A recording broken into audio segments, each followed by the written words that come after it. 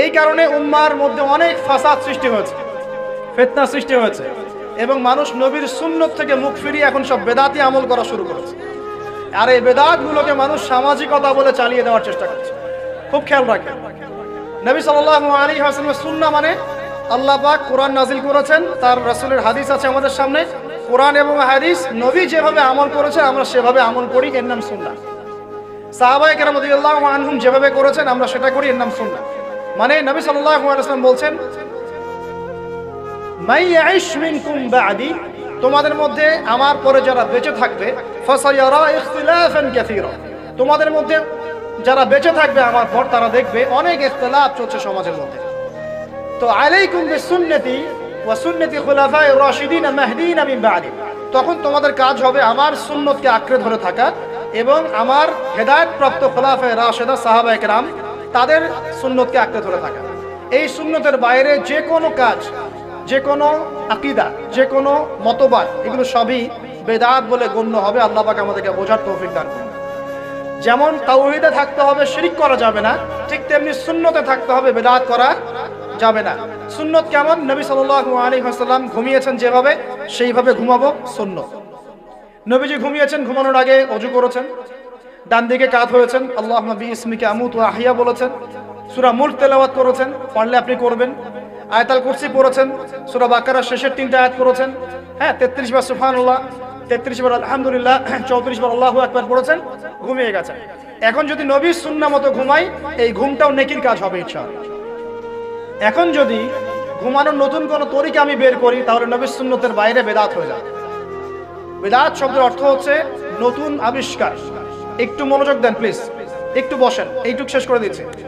বেদাত শব্দের অর্থ হচ্ছে নতুন আবিষ্কার। সুন্নাহ মানে যেমন আদর্শ, রীতি, আল্লাহ পাকেরও সুন্নত আছে, নবী সাল্লাল্লাহু আলাইহি ওয়াসাল্লামেরও সুন্নত আছে, আমরা তার সুন্নত মেনে জীবন করবো ইনশাআল্লাহ। আল্লাহ পাক তৌফিক দান করুন।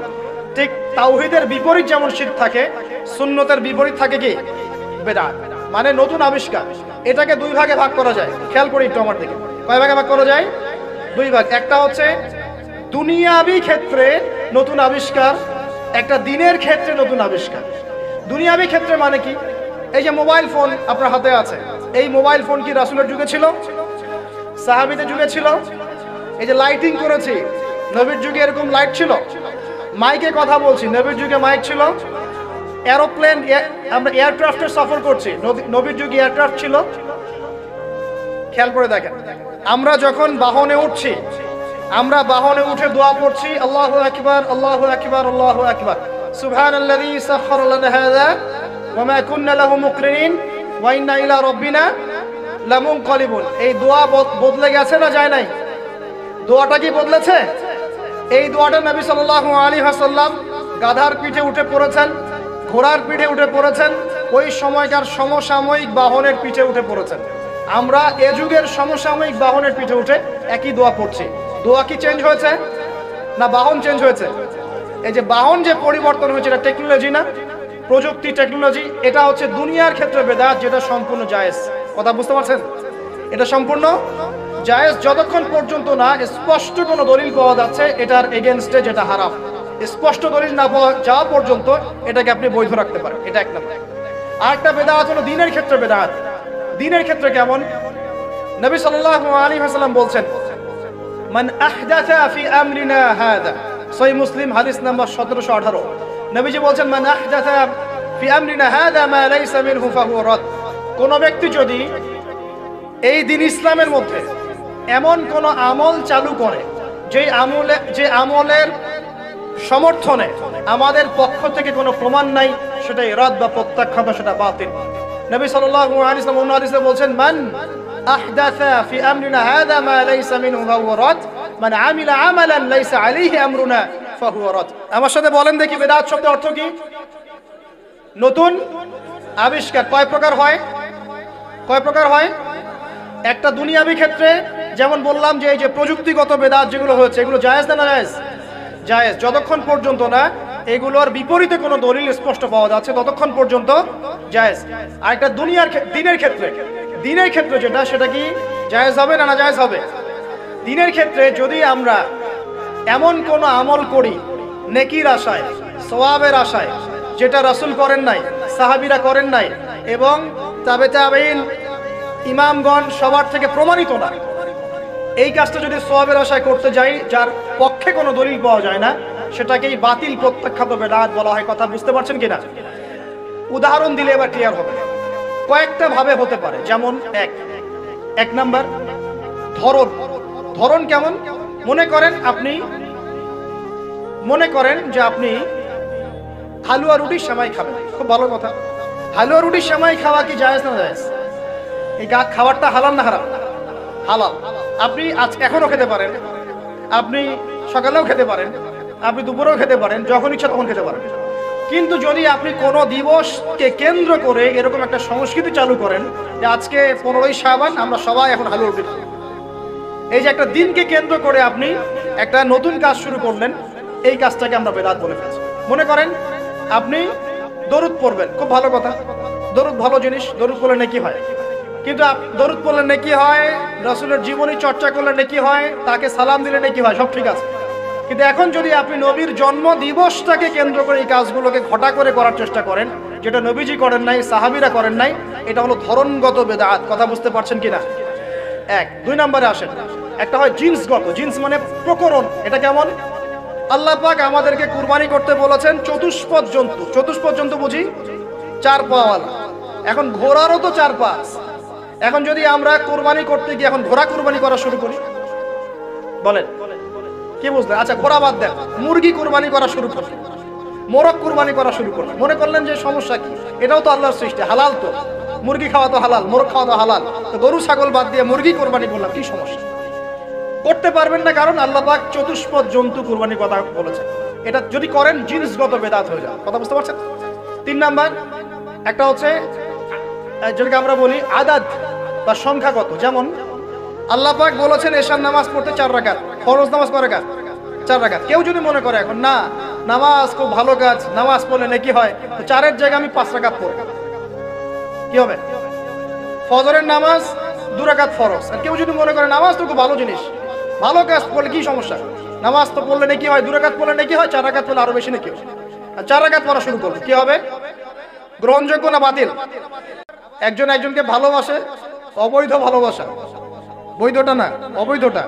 এখন তার আবার বিয়ে ঠিক হয়েছে এক জায়গায়, এই বিয়ে সে ভাঙাবে, কবিরাজের কাছে গিয়ে বিয়ে ভাঙানি করতেছে, চালাচালি করতেছে, নকশা আঁকতেছে, করে না? স্বামী স্ত্রীর কথা শোনে না, স্ত্রী চলে গেছে কবিরাজের কাছে, গিয়ে বলছে আমার স্বামী আমার কথা শোনে না, তাবিজ করবো, তাবিজ দেন। স্বামী ঘুমায়, বালিশের নিচে দেখে তাবিজ।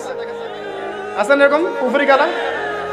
সবই সে। কেউ জাদুবিদ্যার চর্চা করতেছে মানুষ এখন। এবং বিশ্বাস করেন, আমি একটা নিউজ দিই আপনাদেরকে, এখন বিশ্বের একটা অংশের মানুষ সত্যি সত্যি ব্ল্যাক ম্যাজিক বা কালো জাদু করে।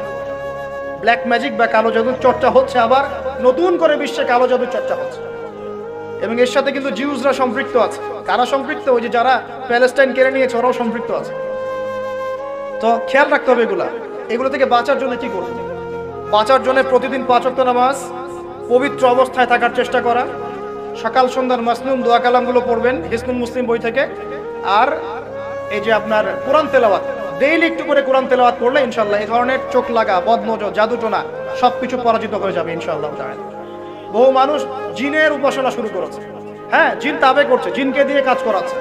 এগুলো তো সায়েন্স বিশ্বাস করে না, করে? জিন জাতির অস্তিত্ব আছে কি নাই? ওমা খালাকতুল জিন্না ওয়াল ইনসা, আল্লাহ পাক বলছেন ওমা খালাকতুল জিন্না ওয়াল ইনসা, আমি জিন আর মানুষকে সৃষ্টি করেছি কি জন্য? ইল্লা লিয়াবুদুন, আমার ইবাদত করার জন্য। আমাদের সবার সাথে একটা করে শয়তান জিন আছে, আছে না নাই? আছে। বাথরুমে যান না, বাথরুমে যাওয়ার সময় কি দোয়া পড়েন? আল্লাহুম্মা ইন্নী আউযু বিকা মিনাল খুবসি ওয়াল খুবসি আর খাবাইস, মানে কি? খুবসি আর খাবাইস মানে কি? দুষ্ট নোংরা জিন শয়তান। তো সুলাইমান আলাইহিস সালামের যুগ থেকে জাদুবিদ্যার চর্চা চলে আসছে, এবং আমাদের নবী মুহাম্মদ সাল্লাল্লাহু আলাইহি ওয়াসাল্লামকেও কিন্তু জাদু করা হয়েছিল, জানেন না? আমাদের নবী সাল্লাল্লাহু আলাইহি ওয়াসাল্লামের মাথার চুল মোবারককে নিয়ে জাদু করেছিল এক ইহুদি মহিলা, ঠিক আছে? এই জাদুর অস্তিত্ব ছিল একটা কূপের নিচে। আলী রাদিয়াল্লাহু আনহু গিয়ে সেটাকে খুঁজে বের করেন, রাসূল সাল্লাল্লাহু আলাইহি ওয়াসাল্লামের সামনে ওটা ধ্বংস করে দেওয়া হয়। এরপরে এই সময় নাজিল হয় কুল আউযু বিরাব্বিল ফালাক মিন শাররি মা খালাক ওয়া মিন শাররি গাসিকিন ইযা ওয়াকাব ওয়া মিন শাররিন নাফাসাতি ফিল উকাদ, এটা হচ্ছে জাদুর আয়াত। ওয়া মিন শাররিন নাফাসাতি ফিল উকাদ ওয়া মিন শাররি হাসিদিন ইযা হাসাদ। এবার নাজিল হয় কুল আউযু বিরাব্বিন নাস মালিকিন নাস ইলাহিন নাস মিন শাররিল ওয়াসওয়াসিল খান্নাস আল্লাযী ইউওয়াসওয়িসু ফি সুদুরিন নাস মিনাল জিন্নাতি ওয়ান নাস। এই সূরা দুটো নাজিল হয় এই ঘটনার প্রেক্ষিতেই। আমরা তো শানে নজুল অনেকে জানি না, এইগুলো এখন শিরকি আকীদা আমাদের সমাজে চলছে। আবার একটা কি, কথার মধ্যে শিরক চলছে। কথা আমরা বলছি আমরাই সমস্ত ক্ষমতার অধিকারী, বলছে কি না? এরকম কথা শোনা যায় না? আর তাবারাকাল্লাযী বিয়াদিহিল মুলক মানে কি? বরকতময় সেই সত্তা যার হাতে সমস্ত ক্ষমতা, রাজত্ব। তাবারাকাল্লাযী বিয়াদিহিল মুলক, তিনি বরকতময় সত্তা যার হাতে সমস্ত ক্ষমতা। আমরা বলি লা হাওলা ওয়ালা কুওয়াতা ইল্লা বিল্লাহ, কোনো শক্তি সামর্থ্য নাই কে ছাড়া? আল্লাহ ছাড়া। আর আমরা এদিকে বলছি সমস্ত ক্ষমতা আমাদের হাতে। এটা কি শিরক হচ্ছে না? শিরক হচ্ছে। আমরা বলি অনেক সময় বলে ফেলি ভাই কেমন আছেন? হ্যাঁ ভাই আপনার দোয়ায় ভালো আছে। আপনি কি আমার দোয়ায় ভালো আছেন? আপনাকে বলতে হবে যে আলহামদুলিল্লাহ, আল্লাহর ইচ্ছায়, অতঃপর আপনার দোয়ায় ভালো আছে। কথা খুব সাবধানে, আলহামদুলিল্লাহ আল্লাহর ইচ্ছায় এবং অতঃপর আপনার দোয়ায় ভালো আছে। অতঃপর বলতে হবে, অতঃপর, এবং না, অতঃপর। বলছে মা কেমন আছে?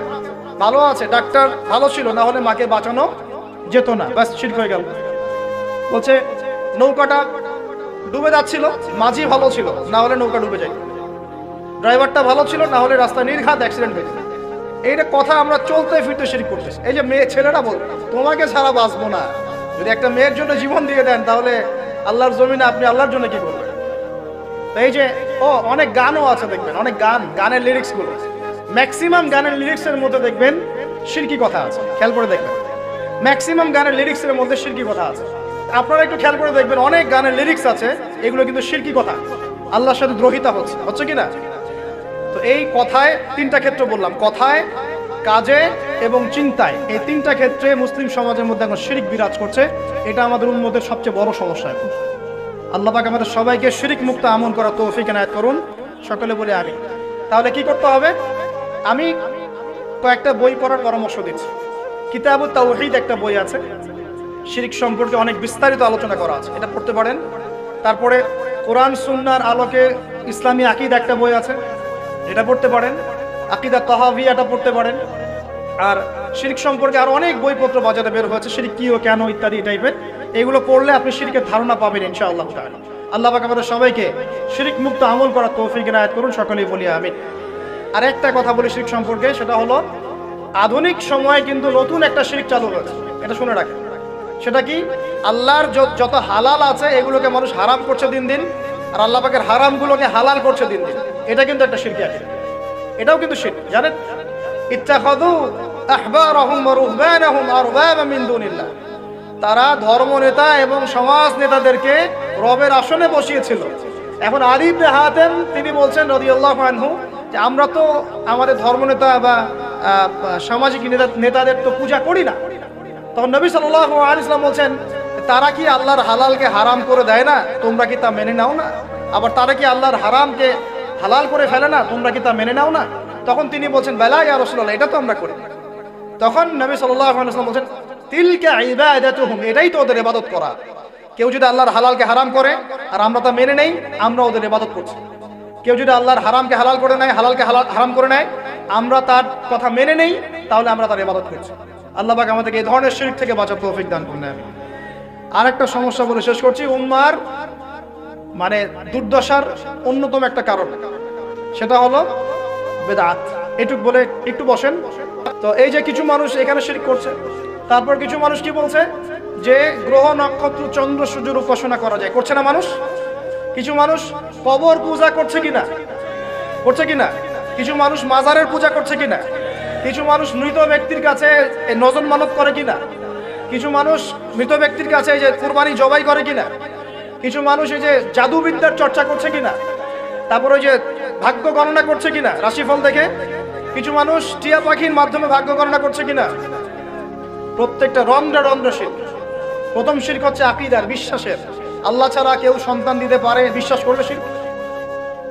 আল্লাহ ছাড়া কেউ আমাকে পরকালে বাঁচাবে বিশ্বাস করলেই শিরক। আল্লাহ ছাড়া কেউ আমাকে ভালো করতে পারে বিশ্বাস করলে শিরক, খারাপ করতে পারে বিশ্বাস করলে শিরক। আল্লাহ ছাড়া কেউ উপকার অপকার করতে পারে বিশ্বাস করলে শিরক। আল্লাহ থেকে সব হয় এই কনসেপ্টের বাইরে গেলেই শিরক হয়ে যাবে। সবকিছু কার থেকে হয়? তো এই যে লা ইলাহা ইল্লাল্লাহ একটা আকীদার বিষয়, প্রথমে আকীদার মধ্যে শিরক ঢুকেছে। একটা শিরক ঢুকেছে আমলের মধ্যে, আর শিরকু ফিল আমাল, আমলগুলোর মধ্যে। কিরকম? এই যে আল্লাহ বাদ দিয়ে অন্য কাউকে সেজদা করা, আল্লাহ বাদ দিয়ে অন্য কারোর জন্য নজর মানত করা, আল্লাহ বাদ দিয়ে অন্য কারোর জন্য এই যে আপনি কুরবানি করছেন, হ্যাঁ, আল্লাহ ছাড়া অন্য কারোর কাছে দোয়া করছেন, সবই শিরক।